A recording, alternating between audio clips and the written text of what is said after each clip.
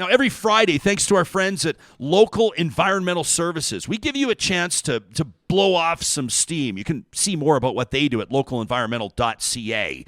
It's a tradition that essentially shines the light on emails, real emails that are sent to our address at talk@ryanjesperson.com. Fittingly, we call it Trash Talk!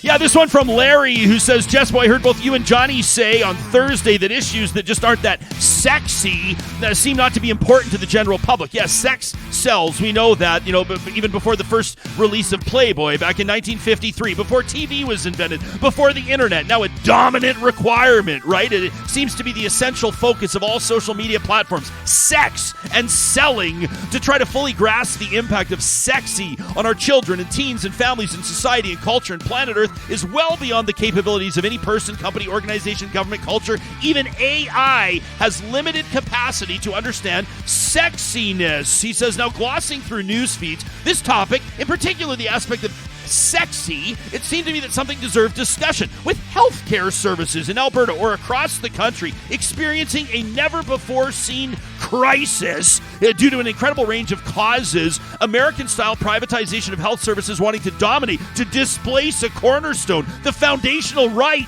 that Canadians share, the surrender to this sex gluttony. He says, I've grown up constantly reminded, remembering the advice, always live within your means. It's been a simple and sound tidbit that seems to have been replaced now with go big, go sexy, go gluttonous as some sort of life mantra. If Canada is broken, if societies are at a crossroads, I blame gluttony and sex selling at the heart.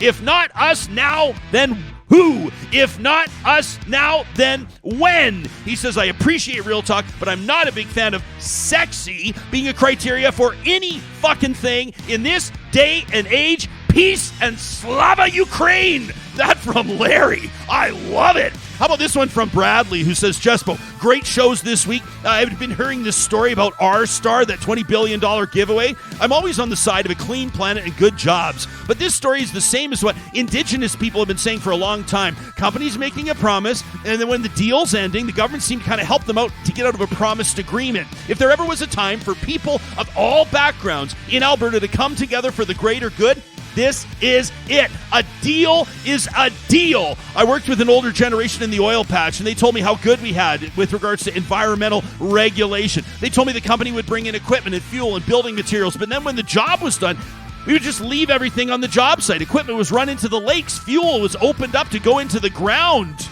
You hearing what this guy's saying right here? And it was all because it was too much of a cost to bring it all out and put it away. What is different right now? Maybe the time. I don't know. He says, are people still doing this? We made all this kind of history already. He says, I think it's time to do the right thing. I think it's time to hold companies and governments accountable. And one way to do that is to get out and vote. He says, anyway, I hope it all works out in the end to the best of all of us, to enjoy what we have and to enjoy what we want to keep. That from Brad. That's a serious email. How about this one from Patty, who says, I got a new definition for MAID. It's medical avoidance in dying. Patty says, I'm not one to air my personal grievances, let alone on Trash Talk, but we feel the need to sort of let you know about our family's personal battle. This really sucks, by the way. Our 85-year-old mother's questioning whether the Alberta government even values her. She's currently waiting for radiation treatment for a reoccurrence of endometrial cancer. Originally diagnosed in 2021, resulted in a complete hysterectomy done robotically. Fast forward 8 months, symptoms reoccur, pathology confirms the cancer's back. Our mom, who's a healthy, independent 85-year-old, now feels that Alberta Health has determined she is not worthy of the investment to treat her due to her age. The frustration of trying to be her advocate, beyond reasonable. She's already been misdiagnosed once. The longer her treatment is delayed, the more likely she will hit stage 3.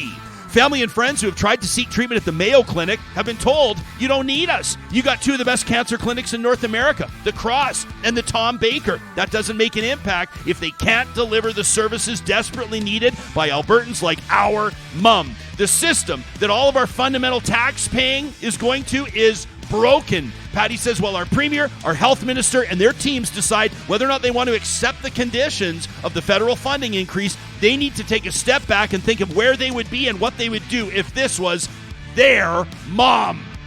And this one from Marshall, who says, Jespo, After watching the absolute sideshow of Alberta's government this week, I just had to submit a trash talk concerning the absolute embarrassment of our so-called premier that made it the province this week. I organized for the Alberta Party, says Marshall. A gargantuan task, I understand. Make all the jokes you want. Marshall, no jokes. He says nobody in our party supports the absolute joke of a handshake that Danielle Smith pulled off with the Prime Minister of Canada, in all caps. And I would never want to mingle with a party who thinks that is what leadership looks like. Whatever happened to decency? Whatever happened to looking somebody in the eye and shaking their hand as a sign of mutual respect? What would Danielle Smith's grandparents think about this? Making a mockery of herself. It's shit like this that makes the rest of the country think we're a bunch of buffoons. Now say what you will about Trudeau. Make all the heated comments you want. Some of it is fairly deserved. But to me, with your Prime Minister, and make such a colossal ass of yourself is nothing short of disgusting.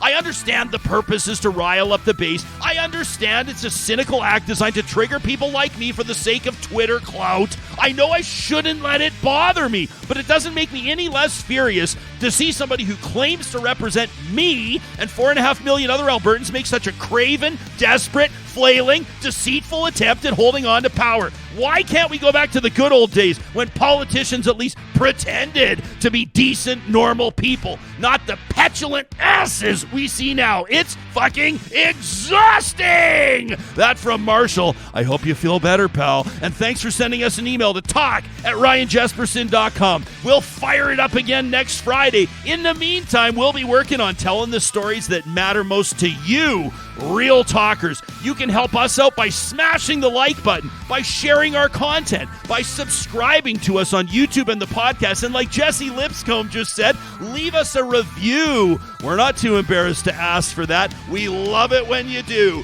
Make it a great weekend, real talkers, and we'll see you right back here on Monday.